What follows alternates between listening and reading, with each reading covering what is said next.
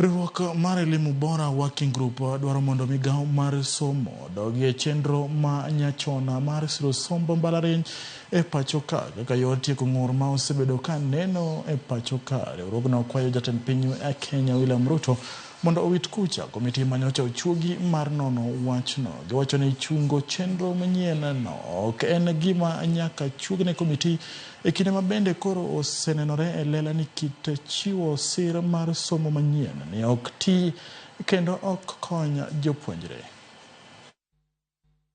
The current regime is attempting to buy time, weaken the opposition, and avoid delivering meaningful education reforms.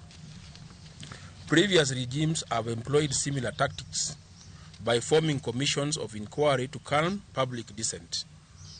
However, despite the solid recommendations from some of these commissions, no significant outcomes were realized as the regimes failed to implement them. We have lots of money splintered and given to individuals called the MCS, the women reps, the MPs of the National Assembly, the governor's office with bursaries and scholarships. The president has his presidential scheme.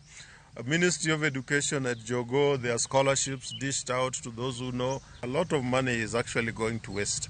It can be put together, put into education so that the right to education of everyone is guaranteed.